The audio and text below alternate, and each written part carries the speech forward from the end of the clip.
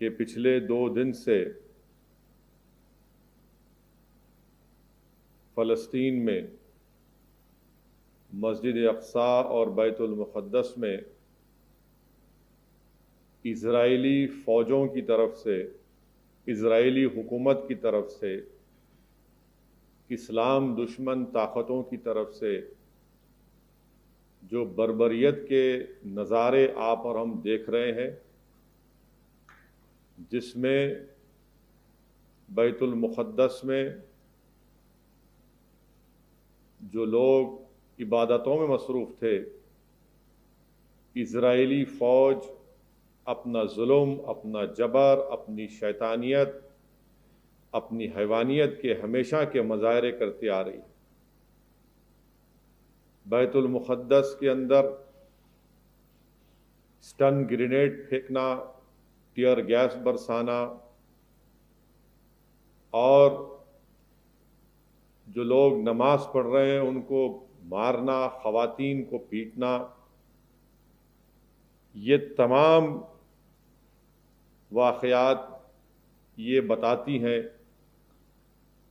کہ پوری دنیا میں اگر کوئی حکومت ریسسٹ ہے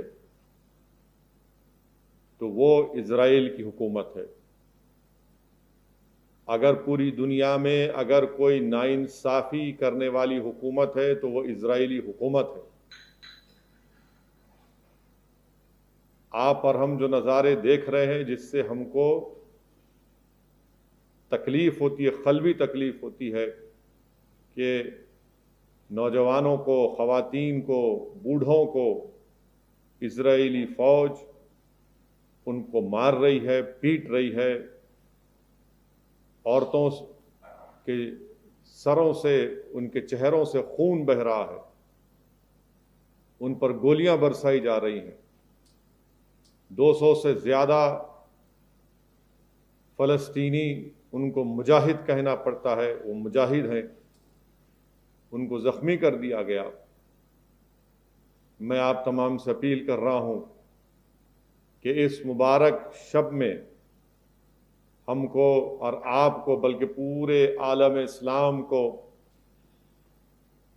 فلسطینیوں پر اور اسرائیل فوج کی طرف سے، اسرائیلی حکومت کی طرف سے، اسرائیل جیسے ملک کی طرف سے جو ظلم ڈھایا جا رہا ہے، ہم نہ صرف اس کی مذمت کریں بلکہ ہم اللہ سے دعا کریں کہ اللہ سبحانہ و تعالی ان ظالموں کا اللہ خاتمہ کرے، اللہ سبحانہ و تعالی اس ظلم کو ختم کرے، اللہ سبحانہ و تعالی ان فلسطین کے جیالوں کے اللہ مدد کرے غیب سے، اللہ سبحانہ و تعالی ان فلسطین کے مجاہدین کی جو جہاد کر رہے ہیں، اللہ ان کو اس میں کامیاب کرے۔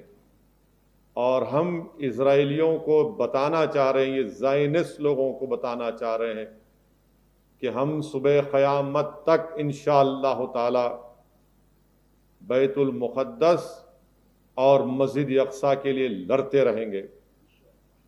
اور اگر کسی مسلمان کے دل و دماغ میں حرکت یا حرارت پیدا نہیں ہوتی مسجد اقصی اور بیت المقدس کا نام سننے کے بعد، تو اس مسلمان کو اپنا محاسبہ کرنا پڑے گا۔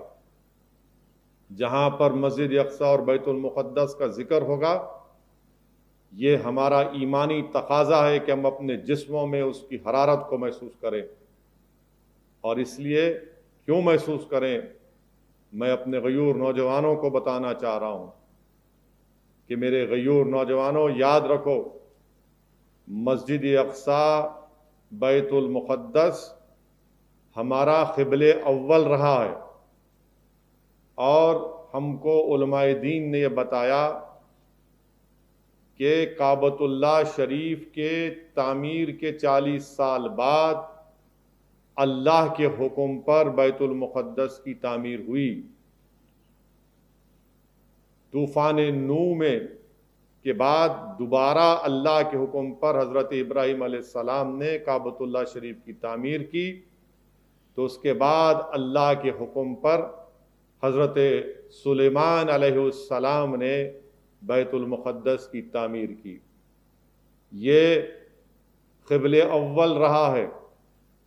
ہزاروں انبیاؤں نے قبلِ اول کی طرف رخ کر کے عبادتیں، نمازیں پڑھی ہیں، اور خود محمد مصطفیٰ صلی اللہ علیہ وسلم رحمت للعالمین، اولین و آخرین و خاتم النبیین رسول اللہ صلی اللہ علیہ وسلم نے اور صحابہ کرام نے بیت المقدس جو ہمارا قبلہ اول ہے اس کی طرف رخ کر کے نمازیں ادا کی۔ سیرت کی کتابوں کے حوالے سے علماء کرام نے ہم کو یہ آپ کو بتایا کہ رکن یمنی اور حجر اسود کے درمیان میں کھڑے ہو کر رخ کر کے نمازیں ادا کی جاتی تھیں، اور بلکہ ہجرت کے 16-17 مہینے کے بعد بھی رسول اللہ صلی اللہ علیہ وسلم اور صحابہ کرام بیت المقدس کی طرف رخ کر کے نماز ادا کرتے تھے، اور رسول اللہ صلی اللہ علیہ وسلم کی عین خواہش کے مطابق اللہ سبحانہ و تعالیٰ نے قرآن کریم میں 2 ہجری میں ماہ رجب میں اللہ نے حکم فرمایا کہ میرے محبوب آپ اپنا رخ کعبۃ اللہ کی طرف کریے۔ میرے عزیز دوستوں اور بزرگوں، میرے غیور نوجوان ساتھیوں، یہ آپ کو بتانے کے لیے نوجوانوں کہہ رہا ہوں کہ علماء کرام نے ہم کو بتایا کہ آسمانوں کا دروازہ بیت المقدس میں ہے، حشر کا میدان اسی سرزمین پر ہوگا، بیت المقدس مسجد اقصی میں، حوض کوثر بیت المقدس سے لے کے مدینہ شریف تک ہوگا۔ یہ حشر کا میدان، یعنی ہم سب اٹھائے جائیں گے، حساب کتاب ہوگا، سوال ہوگا، میزان لگے گا۔ یہ کہاں ہوگا؟ یہ اسی جگہ پر ہوگا۔ حوض کوثر بیت المقدس سے لے کے مدینہ شریف تک ہوگا۔ اللہ کے رسول صلی اللہ علیہ وسلم نے اپنا سفر معراج کا زمینی سفر جو کیا، اور اس کے بعد جو آسمانی سفر اللہ کے رسول صلی اللہ علیہ وسلم نے کیا، وہ بیت المقدس سے کیا۔ سیرت کی کتابوں میں معلوم ہوتا ہے کہ اللہ کے رسول صلی اللہ علیہ وسلم نے جس جگہ پر اپنے خد مبارک رکھے، جس جگہ پر آج یہ ظالم حیوانیت کے مظاہرے کرنے والے اسرائیلی فوج اور یہ زائنسٹ، اسی مقام پر اللہ کے رسول صلی اللہ علیہ وسلم نے تمام انبیاءوں اور رسولوں کی نماز میں امامت کی۔ یہ وہ جگہ ہے میرے عزیز دوستوں اور بزرگوں، اللہ کے رسول صلی اللہ علیہ وسلم نے تمام انبیاء اور رسولوں کی نماز میں عبادت کی۔ اور میرے عزیز دوستوں اور بزرگوں، اللہ کے رسول صلی اللہ علیہ وسلم نے فرمایا، کیا خوب جگہ ہے شام، کیا خوب جگہ ہے شام۔ ترمذی شریف کی حدیث ہے۔ صحابہ نے پوچھا رسول اللہ صلی اللہ علیہ وسلم کیا خوب جگہ ہے شام، آپ فرمائیے، بتائیے۔ تو رحمت اللہ علیہ صلی اللہ علیہ وسلم نے فرمایا کہ یہ وہ جگہ ہے جہاں پر فرشتے اپنے پر بچھائے ہوتے ہیں۔ میرے عزیز دوستوں اور بزرگوں، اللہ کے رسول صلی اللہ علیہ وسلم نے مسجد اقصی اور بیت المقدس القدس کے بارے میں بتایا کہ میری امت میں گروہ رہے گا جو ہمیشہ حق پر رہے گا، جو ہمیشہ حق پر رہے گا، اور اللہ ان کو غلبہ عطا کرے گا، قیامت بھی آ جائے گی۔ صحابہ نے پوچھا رسول اللہ صلی اللہ علیہ وسلم وہ جگہ کون سی ہے؟ تو رسول اللہ صلی اللہ علیہ وسلم نے فرمایا کہ وہ جگہ خود سے اور خود کے اطراف کی جگہ ہے۔ میرے عزیز دوستوں اور بزرگوں، بیت المقدس اور مسجد اقصی ہمارے لیے قبلہ اول رہا ہے۔ اس کے تعلق سے اللہ کے رسول صلی اللہ علیہ وسلم نے فرمایا کہ جب قرب قیامت آخرت کا وقت آئے گا تو مسلمانوں کا سیاسی مرکز بنے گا، مسلمانوں کی قوت کا، طاقت کا مرکز بنے گا۔ حضرت مہدی علیہ السلام اپنی فوج لے کے اس طرف جائیں گے، اور اسی جگہ پر حضرت عیسیٰ علیہ السلام کا دوبارہ اللہ ان کا نزول ہوگا۔ میرے عزیز دوستوں اور بزرگوں، تو مسجد اقصی اور بیت المقدس اس کی صیانت، اس کی حفاظت، اس کو آباد رکھنے کی ذمہ داری پورے مسلمانوں پر ہے، پورے عالم اسلام پر ہے، کیونکہ علماء اکرام نے بتایا کہ اللہ قرآن میں فرماتا ہے، مفسرین نے اس آیات کا ترجمہ اس طرح کیا کہ وہی لوگ اللہ کے مسجدوں کو آباد رکھتے ہیں جو اللہ پر اور آخرت پر ایمان رکھتے ہیں۔ تو مسجد اقصی اور بیت المقدس کی حفاظت، اس کی صیانت، اس کو آباد رکھنے کی ذمہ داری مسلمانوں پر ہے، اور ہم مسلمانوں کی ذمہ داری ہے کہ ہم اس کی حفاظت کریں۔ اور یہ جو زائنسٹ لوگ ہیں، یہ جو اسرائیلی حکومت ہے جو مسجد اقصی اور بیت المقدس کے تقدس کو پامال کر رہی ہے، اس کے خلاف ہم کو صدائے احتجاج بلند کرنا ہے۔ ان کے ظلم پر ہم کو اپنی آواز کو اٹھانا ہے۔ ہم کو ان ہمارے فلسطین کے مجاہدین کے لیے دعا کرنا ہے کہ جو نامصائب حالات میں بھی اس مقدس جگہ کی حفاظت کر رہے ہیں۔ اور اللہ کے رسول صلی اللہ علیہ وسلم نے فرمایا کہ جو شام اور بلکہ جزیرۃ العرب کے کونے تک جو لوگ ان شہروں میں آباد ہیں، جو ان کے بارڈر پر رہتے ہیں، وہ محافظ ہیں، وہ مجاہد ہیں، اللہ کے رسول صلی اللہ علیہ وسلم نے فرمایا۔ میرے غیور نوجوانوں، حضرت ابراہیم علیہ السلام کی مزار مبارک اسی جگہ پر الخلیل میں، حضرت موسیٰ علیہ السلام نے دعا کی تھی، وصیت کی تھی کہ یا اللہ مجھے اس مبارک جگہ پر دفن کر دینا۔ یہ اس جگہ کی عظمت کا اس سے اندازہ ہوتا ہے۔ میرے عزیز دوستوں اور بزرگوں، حدیث شریف میں آیا کہ حضرت مہدی علیہ السلام جب اپنی فوج کو لے کر، کالے جھنڈے کو لے کر اس القدس کی طرف جائیں گے تو کوئی طاقت ان کو روکے گی نہیں، اور اللہ ان کو کامیاب اور کامران کرے گا۔ مفسرین اکرام، علماء اکرام نے بتایا کہ قرآن کریم میں 5 جگہ پر لفظ بارک نہ آیا تو یہ تمام القدس کے بارے میں اللہ ذکر کر رہا ہے، جس میں سورہ الاسراء میں، سورہ الانبیاء میں، سورہ آل عمران میں 5 مرتبہ القدس کے بارے میں برکت والی جگہ اللہ قرآن میں فرما رہا ہے۔ اور حدیث شریف میں آیا کہ اللہ کے رسول صلی اللہ علیہ وسلم نے ارشاد فرمایا کہ جو کعبۃ اللہ شریف میں عبادت کرتا ہے اس کو 1,00,000 نیکیاں کا ثواب ملتا ہے، جو بیت المقدس مسجد اقصی میں عبادت کرتا ہے اللہ اس کو 50,000 نیکیاں اس کے کھاتے میں لکھتا ہے، مدینہ شریف کی مسجد نبوی کے ساتھ۔ میرے عزیز دوستوں اور بزرگوں، یہ جو جد و جہد، یہ جو جہاد اس سرزمین پر کیا جا رہا ہے، ہم تمام کو ان فلسطین کے ان جیالے نوجوانوں کو، ان فلسطین کے ان مجاہدین کی ان بہادر ماؤں کو سلام کرنا ہے جنہوں نے ایسے بچوں کو پیدا کیا جو ایسی ظالم حکومت سے آج بھی ٹکرا رہے ہیں۔ کیا آپ کو معلوم ہے نوجوانوں کہ 17 سال سے لے کر 45 سال تک کے کسی شخص کو نماز پڑھنے کی اجازت نہیں ہے القدس میں، مگر اللہ سلامت رکھے ان کے جذبے کو۔ اس اللہ کی زمین پر اگر کسی جگہ پر سب سے زیادہ شہداؤں کا خون گرا ہے اس کی عظمت کی بحالی کے لیے تو یہی جگہ ہے۔ صحابہ اکرام سے لے کر نور الدین زنگی سے لے کر صلاح الدین ایوبی سے لے کر اس جگہ پر مجاہدین اپنا خون بہا رہے ہیں، شہید اپنا خون بہا رہے ہیں، اور ہم ان ظالموں کو پیغام دینا چاہ رہے ہیں کہ ہم صبح قیامت تک لڑیں گے، مقابلہ کریں گے، اپنی زبان سے کریں گے، اپنے جذبات سے کریں گے، ہمارا جتنا ایمان ہوگا اس کے لحاظ سے ہم بیت المقدس اور مسجد اقصی کی بازیابی کے لیے لڑیں گے۔ تم لگاؤ، کتنے ببول کے جھاڑ لگاتے لگاؤ، مگر صبح قیامت تک یہ جو ہے جاری رہے گی۔ تم جتنے ببول کے جھاڑ لگاتے لگا لو، مگر یاد رکھو ہم مسجد اقصی اور بیت المقدس کی بازیابی کے لیے ہم جدوجہد کرتے رہیں گے، کیونکہ قرآن نے ہم کو کہہ دیا کہ یہ ہماری ذمہ داری ہے کہ اس کو آباد رکھنا، اس کی حفاظت کرنا۔ میرے عزیز دوستوں اور بزرگوں، میرے غیور نوجوانوں،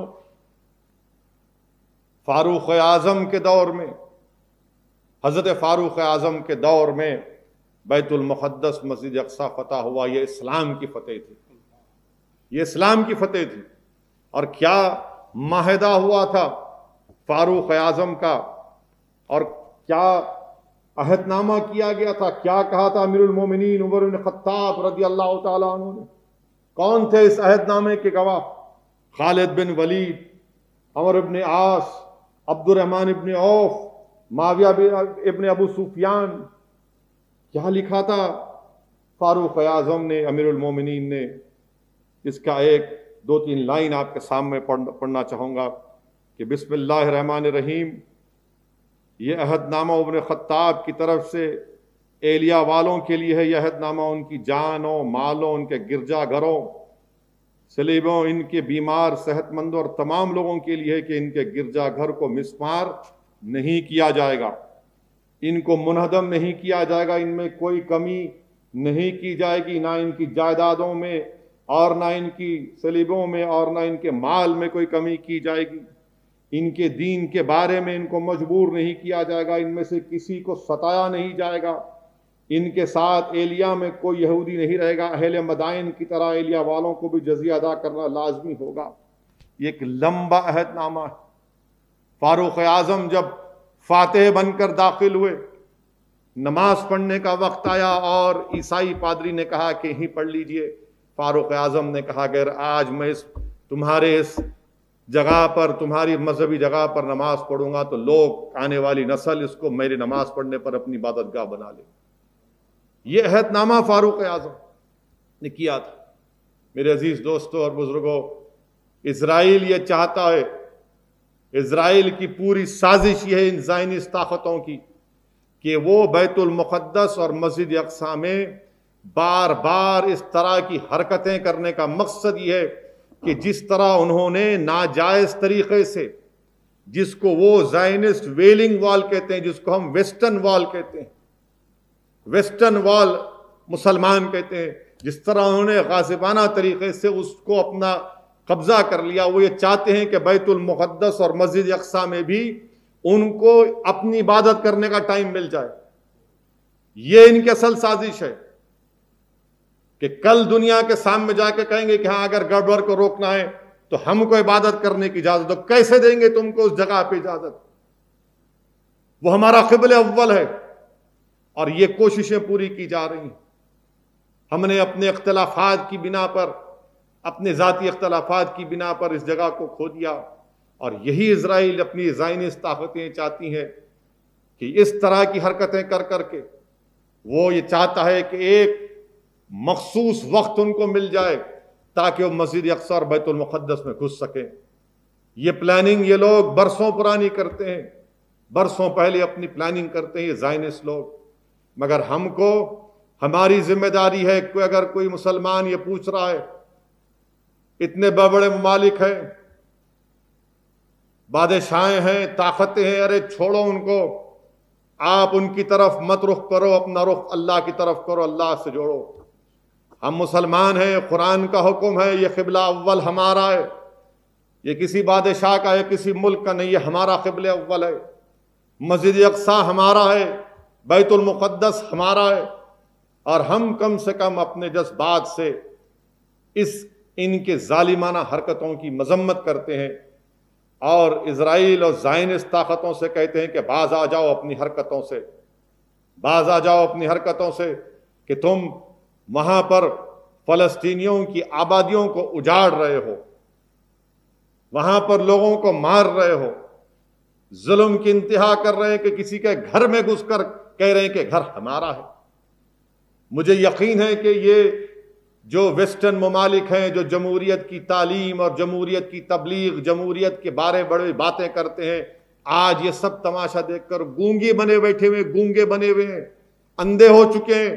مگر اللہ ہمارے لیے کافی ہے، حسبنا اللہ ونعم الوکیل. اللہ ہمارے لیے کافی ہے. یہ طاقتیں اگر آج گونگی اور اندھی بنے بیٹھی ہوئی ہیں تو ہم کو کوئی پرواہ نہیں، اللہ ہمارے لیے کافی ہے. اور ہم آج کے اس جلسے سے ہم اپنے ان فلسطین کے مجاہدین کو، ہماری ان ماں اور بہنوں کو سلام کرتے ہیں. ہم دور ہیں مگر ہماری دعائیں آپ کے لیے ہاتھ اٹھے ہوئے ہیں.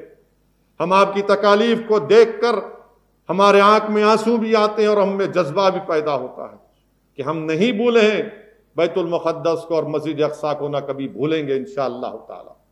میرے عزیز دوستوں اور بزرگوں، یہ بات کہنا بہت ضروری ہے اور آپ سے اپیل بھی کر رہا ہوں کہ کثرت سے اللہ کی بارگاہ میں دعا کریے ان مجاہدین کے لیے کہ جو آج بے سر و سامانی کے عالم میں بھی مقابلہ کر رہے ہیں۔ کیا ہے غازہ اور ویسٹ بینک؟ ایک کھلی جیل ہے وہ۔ غازہ اور ویسٹ بینک کیا ہے؟ مغربی کنارہ غازہ پٹی کا ایک کھلی جیل ہے، کھلی جیل ہے۔ مگر لاکھوں سلام ان فلسطینیوں کو جن کے حوصلے آج بھی بلند ہیں، ان کے حوصلے آج بھی بلند ہیں۔